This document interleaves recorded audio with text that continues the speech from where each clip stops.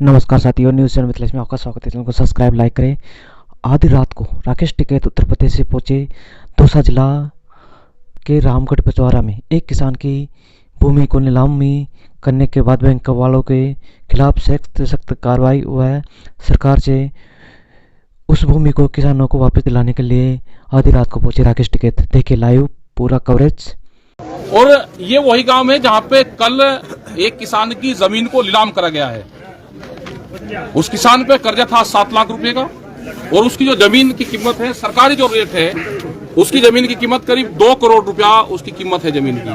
Bank, यहाँ के अधिकारी, यहाँ के कुछ भूमाफिया जो लोग हैं, उन्होंने मिलकर अंदर बंद कमरे में पूरी किसान की जमीन 41 लाख रुपया में बेच दी, उसकी नीलामी कर दी।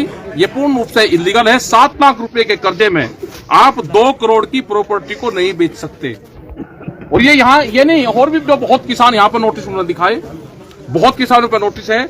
इस जमीन को, ये क्योंकि हाईवे के नजदीक जमीन है, इस जमीन पे भूमाफियाओं की नजरें क्षेत्र में है। बैंक मैनेजर, अधिकारी मिलकर इस तरह की जमीनें यहाँ पे छीनना चाहते हैं और ये प्रॉब्लम पूरे देश भर में आएगी। सभी किसानों को जागरूक होना पड़ेगा।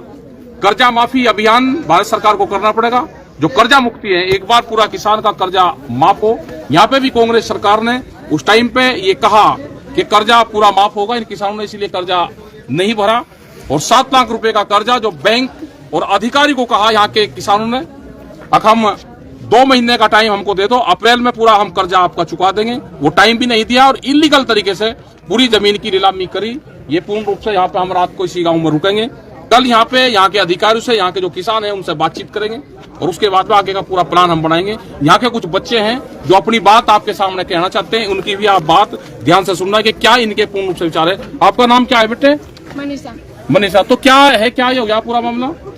यहाँ पे मेरे काका जी है, उसकी 2 महीने पहले मौत हो गई थी खेत में। उसकी रिपोर्ट तक नहीं आई और बैंक 10 बार गाड़ी आ गई यहाँ पर, दबाव डालती है, नीलामी निकालती और नोटिस भी दिए थे, 2 महीने पहले आए थे। उसके बाद में कुछ नहीं, बिना पूछे किसान से, बिना पूछताछ के, बिना आदेश के, बिना पूछे नीलामी निकाल दी गई। किसान को सूचित भी नहीं किया गया कि आपकी जमीन नीलामी हो रही है और पूरी की पूरी जमीन, घर बार सब रहने के लिए भी जगह नहीं है। मतलब पूरा जो घर है ये सब उसी जमीन के अंदर, रहने पैर रखने की जमीन तक नहीं है, पूरी नीलामी निकल गई। तो ये देखोगे जो इसमें ये जो मकान यहाँ पे बना हुआ है, ये पूरा इसी जमीन में है और ये जमीन सड़क के नजदीक है। मार्केट रेट भी इस जमीन की बहुत, मार्केट रेट बड़ा ऊंचा है जमीन का।